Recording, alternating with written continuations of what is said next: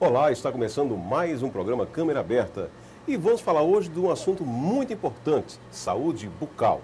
E vamos começar com a doutora Jaquelize Brito, ela é periodontista. Doutora Jaquelize, seja bem-vinda, tudo bom? Tudo bem, boa tarde. Doutora, antigamente se falava muito, você vai aonde? Vai ao dentista, né? Vai para onde? Para o dentista. E hoje a gente vê alguns segmentos dentro da odontologia. Periodontia, trata de quê, doutora?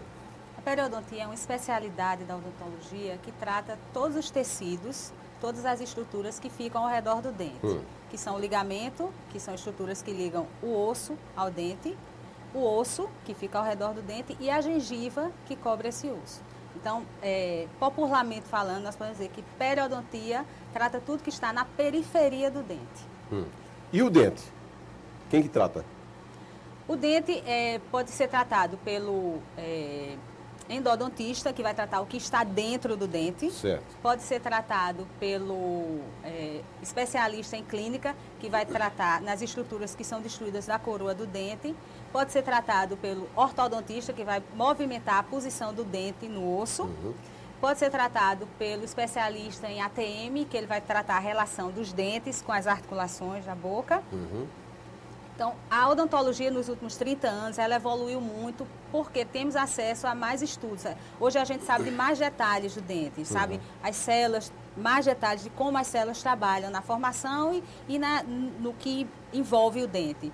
Então, por isso que o dente se subdividiu tanto. Os pacientes muitas vezes reclamam, até estranham muito. Mas um dente tem que ter vários dentistas, às vezes ele vai para fazer uma restauração. Mas a cárie já está tão evoluída que precisa fazer um canal. Aquele dentista já não trata. Vai para outro colega. Por quê? Porque hoje a gente sabe muito, hoje a gente está muito aparentado cientificamente. É verdade. E existem dentistas, né, odontólogos, que tratam de canal e outros não, né? Por que esse tipo de diferentes áreas na odontologia? Exatamente por isso, pelo avanço científico. Hoje a gente sabe muito, hoje a gente sabe cada detalhe das estruturas que compõem o dente. A minha especialidade, que é a periodontia, né? Eu sei quais são as estruturas que envolvem o dente, as estruturas que compõem o osso, as estruturas que compõem os ligamentos, que são como elásticos que mantêm os dentes presos ao osso, e a gengiva. Então, como são muitas subdivisões, cada pedacinho agora é um detalhe, a gente sabe mais detalhado, a gente consegue subdividir a odontologia em várias especialidades. E quais os tipos de doenças que entram por esse caminho e que a periodontia constata no dia a dia? A gente tem a gengivite, né, que é a doença da gengiva, que ela retém-se só a gengiva, existem vários tipos de gengivite. E temos a periodontite, que é quando a doença já invade o osso e os ligamentos que mantêm o dente preso ao osso. Que também existem várias subdivisões de doença. As pessoas às vezes reclamam, até mesmo eu, às vezes vou escovar os dentes, às vezes não, todos os dias, lógico, e de repente sangra. Isso vem a ser o que, doutora? Indício de alguma coisa? É muito comum o paciente dizer, minha gengiva sempre sangrou. Gengiva sadia não sangra. A gengiva, o primeiro sinal de doença é o sangramento. Então, esse sangramento pode ser uma doença no início, ou uma doença que já cronificou, ou uma doença no estágio mais avançado. Por isso, a gente sempre recomenda a visita periódica ao dentista. Certo. Agora, existe algum tipo de tratamento no dia a dia que a pessoa possa se livrar dessa enfermidade? Quando a pessoa chega ao consultório com a doença de gengiva, depois de diagnosticar que tipo de doença ela tem, e após o tratamento, é feito um protocolo em que a gente determina de quanto em quanto tempo deve ser o retorno. Porque a gente tem que manter um controle, né? Dependendo do tipo de doença. Se a doença se aloja só na gengiva, o paciente volta a cada 6 meses, que é o de praxe para todas as especialidades. Se a doença já avança até o osso, dependendo do quanto ela estiver ativa, o paciente vai voltar a cada 4 meses, a cada 3 meses. Se há um envolvimento do osso e o paciente faz um tratamento usando um aparelho ortodôntico também, às vezes ele precisa voltar a cada 45 ou a cada 30 dias. Então, após o diagnóstico, o tipo de doença que ele apresenta é que a gente determina o tempo de controle. Mas toda pessoa, independente de ter doença periodontal ou não, que é a doença de gengiva, ela deve visitar o seu dentista, o clínico mesmo, a cada 6 meses. 6 meses. É. Existem pessoas que têm dificuldades de fazer limpeza com a escova até os últimos cantinhos, né, da boca. Existe já hoje escova com esse avançado grau de tecnologia que possa alcançar também a gengiva lá de trás? Existe. Existe, né? Quando o paciente vai exatamente ao dentista para fazer, né, o controle, ou então vai fazer a consulta inicial, a gente vê qual a maneira como ele está escovando, o tipo de escova que ele usa, e para cada tipo de posição de dente, existe uma escova determinada. O paciente que tem aparelho ortodôntico, ele usa uma escova diferente do paciente que não tem. O paciente que tem uma prótese fixa, né, ele usa uma escova que às vezes que é importante para escovar entre os dentes. Então, os pacientes que têm os dentes apinhados, é uma escova específica. É o chamado tramelado, é? No popular no mesmo. popular entramelado. Né? Os pacientes que têm os dentes, dificuldade de higienizar mais atrás, a gente prescreve uma escova que tem a cabeça pequena. Então, é aquela história. Cada caso é o caso. Existe o geral, né? A escova que todo mundo usa, que deve ser cabeça pequena, macia, quanto mais macia, melhor. Mas para cada boca, existe uma determinação específica se houver variação, né? No caso, prótese ou ortodontia. Doutora, o que pode acontecer naquela pessoa que tem um certo grau de tártaro elevado, que fica exatamente nas proximidades da gengiva? Ali pode penetrar que tipo de doença ali?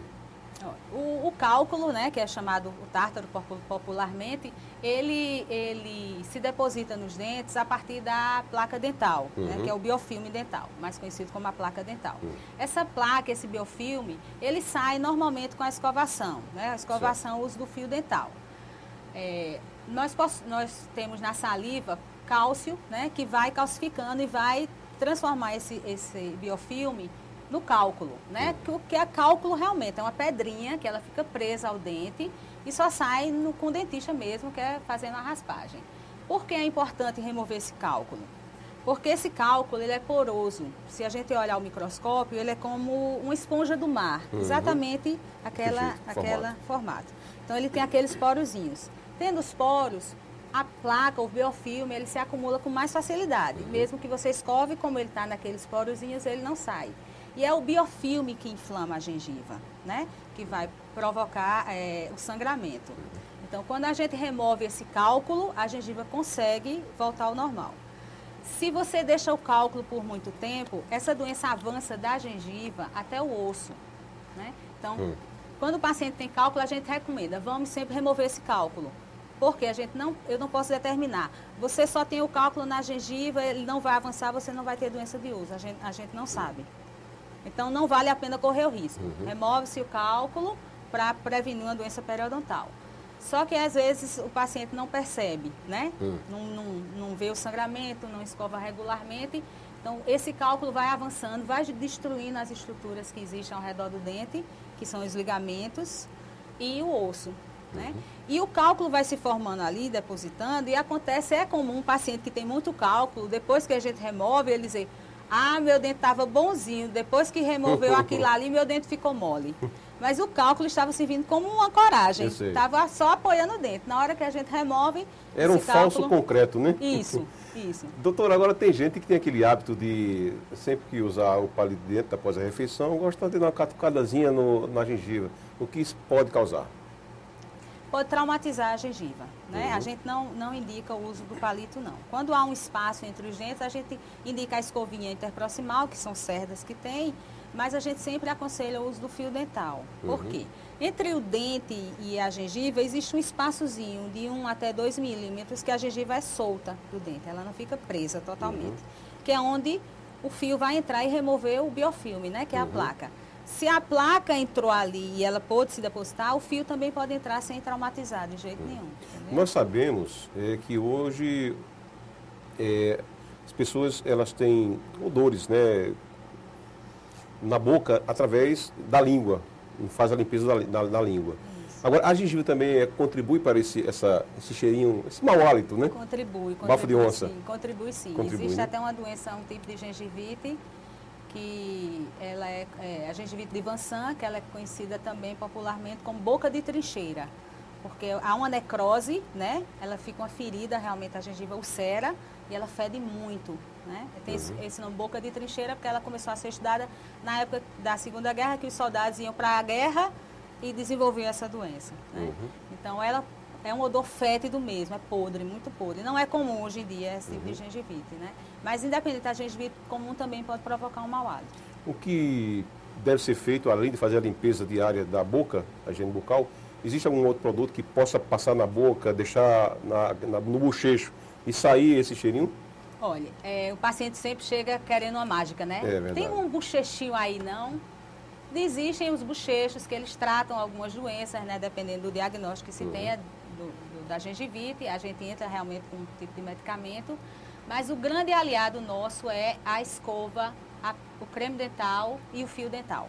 Então, não tem mágica de fugir. Tem que parar na frente do espelho, o ideal é parar na frente do espelho, escovar como se estivesse escovando dente por dente, né? Que hoje ninguém tem dente por dente, e passar o fio dental em cada dente.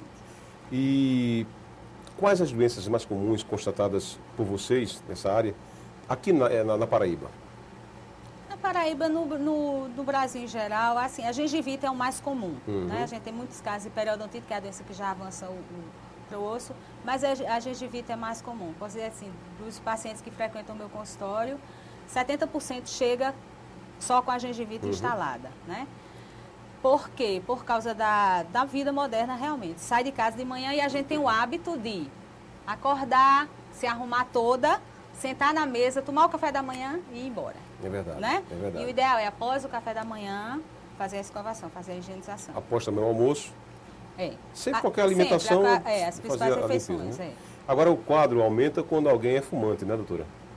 O cigarro, assim, na verdade, ele é um fator secundário, que a gente chama de agravamento da doença da gengiva, né? O fator primário é sempre o biofilme. Em qualquer doença de gengiva, seja o fator que vem agravar, o biofilme é sempre o fator determinante, né?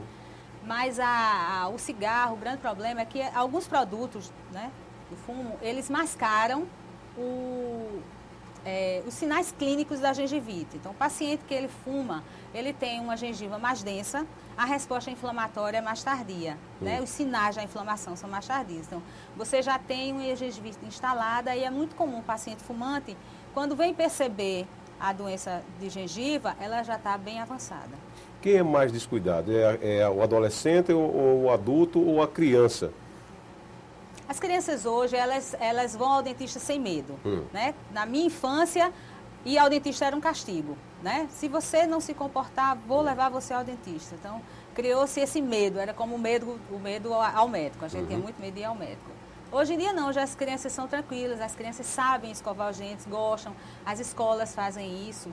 E a mídia em geral, é muito comum você estar assistindo uma novela e a pessoa está lá escovando o dente. Você está assistindo um filme e a pessoa está lá escovando o dente. Então hoje é mais divulgada a higienização, né? O adolescente, ele tem a rebeldia de não querer fazer porque é uma obrigação, então ele não faz. Mas os adultos, eles cuidam mais. Qual é a frequência do câncer bucal aqui no estado? Olha, o câncer especificamente de gengiva, ele é muito raro. Apenas 6% dos casos de câncer de boca estão relacionados à gengiva. É muito comum existirem manifestações de outros cânceres na boca. Por exemplo, a leucemia. O paciente com leucemia é muito comum ele ter uma hiperplasia gengival por causa da leucemia. Mas o câncer especificamente de gengiva é muito raro. E que forma de tratamento a pessoa é submetida, não só do câncer, mas também na higienização do dia a dia, algum problema, para evitar esse problema? Existe? Bom, a tecla sempre é visitar o dentista a cada 6 meses, né? O ideal é visitar o dentista a cada 6 meses.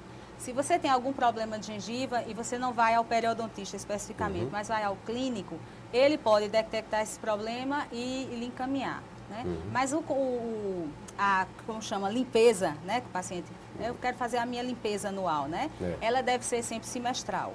E o controle, quando a gente faz um tratamento periodontal, a gente sempre frisa o paciente. Metade do tratamento é feito no consultório e metade é feito em casa. Então, 50% da responsabilidade é do periodontista para remover tudo aquilo que provocou a doença e a outra metade é a responsabilidade do paciente para manter essa boca bem higienizada para a doença não voltar. Quem mais se preocupa com os dentes, com a boca, é a mulher ou é o homem? É a mulher, continua sendo a mulher ainda, né? Mas o homem está chegando lá também. Hoje né, a mídia né, está realmente... A imagem é tudo, né? Então os homens estão procurando muito mesmo. Antes há 10 anos, eu dizia que o meu consultório, os homens iam, os casados, porque as mulheres obrigavam, né? Hoje eles têm a iniciativa. Tudo por causa daquela canetinha, né, que faz aquela zoada. Doutora Jaqueline Brito, aquela pessoa que fez tratamento, fez limpeza de boca, mas que continua com o mau cheiro na boca. Aí já pode ser outro tipo de doença no organismo? Pode ser. O mau hálito ele tem inúmeras causas, né? Uma das causas pode ser cárie, pode ser doença de gengiva, seborreia na língua, né? Sujeira na língua. Tem pessoas que têm a língua muito porosa e pode acumular placa ali, né? Mas existem outros problemas, doença de garganta também causa, a própria doença de estômago pode causar mau hálito. Né? Agora, qual a relação da doença de diabetes para com a boca? Existe alguma relação? Porque eu vi certo dia que teria alguma relação com relação ao tártaro, né? Exatamente. O tártaro com o diabetes. O que é que vem a ser isso aí? Existe, em relação à diabetes, a doença periodontal, eles andam numa via de mão dupla, né? A gente diz que a doença periodontal alimenta o diabetes e o diabetes alimenta a doença periodontal. Então, os produtos que são liberados durante o processo inflamatório do paciente que tem doença periodontal, ele agrava a sua doença, a sua diabetes, né? E o paciente diabético, ele tem mais propensão à doença periodontal. Certo. Agora, como uma pessoa constata um câncer de boca? Mesmo ela, antes de ir ao dentista, ela tem como constatar sangramento? Qual o primeiro sinal? Geralmente ele começa sem dor, né? Mas as feridas acometem, então é aquele costume de olhar a sua boca, né? Olhar por dentro da sua boca. É muito comum um paciente chegar apavorado com alguma coisa que viu na boca e achava que não tinha, porque ele não tinha o costume de observar. Alguma elevação. Existem umas estruturas na boca, são as exostoses, que é uma elevação do osso, tanto do palato como na mandíbula pode acontecer, que o paciente de repente percebe que tem aquilo e vai apavorar ao dentista pensando que já é um câncer. Não, ele sempre teve, ela é uma variação da normalidade, é uma elevação que é normal, é como tem gente que tem a orelha, uma coisinha na orelha, né? Então é normal, aquele tecido é normal, só precisa tirar se o paciente for usar uma prótese, né, que tem essa variação. Mas é sempre examinar a boca, né? Lesões brancas, se ele notar alguma coisa branca, feridas, porque existem várias maneiras do câncer se manifestar. Eu conheci um senhor, ele era militar e ele fez uma cirurgia na boca, no dente. E depois da cirurgia ele achou que ficou algum caco dentro da boca e começou a catucar com o palito que ele tirar, né? E não tinha, é só a impressão dele. Só que tanto catucar, infelizmente virou um tumor e aí faleceu por esse tumor, deu esse tumor. Pode acontecer. Entendeu? E para a pessoa ter segurança de um bom profissional da área, o que ele deve constatar, por exemplo, no consultório? No consultório tem o caso você me contou um pouquinho antes da gente começar a entrevista, né?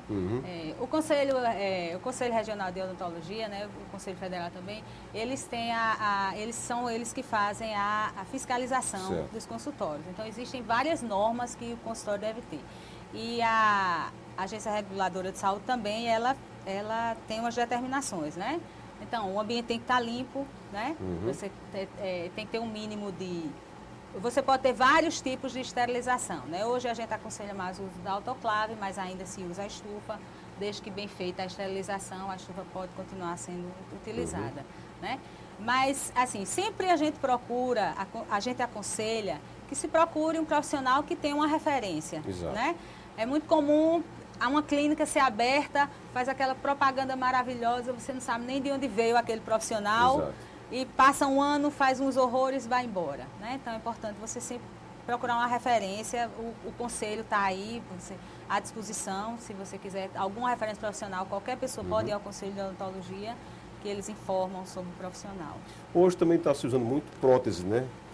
Avançou muito a tecnologia. Como é que está hoje a Paraíba nisso aí? Está avançada? A gente está bem. A odontologia, nós temos hoje o que a gente pode chamar de terceira dentição, que é um implante dentário, né? Desde que bem planejado, o implante não tem nenhuma contraindicação, existem aqueles casos limite, né? Mas hoje a gente consegue fazer enxerto ósseo, tira de um lado do corpo, tira de um lado da mandíbula, bota do outro, faz um enxerto, recoloca um dente, coloca um dente artificial. Né? Então, hoje em dia, e não é mais assim, antigamente, só tinha dente bonito quem tinha muito dinheiro. Né? Hoje existem escolas de especialização, várias aqui na própria capital, que fazem, os alunos que já são dentistas formados, que fazem especialização. Então, o preço é mais acessível para o paciente, porque o paciente vai pagar só o material que a clínica usa, pode fazer implante, pode fazer enxerto. Quer dizer, hoje a gente pode ter dente. Hoje a saúde bucal está bem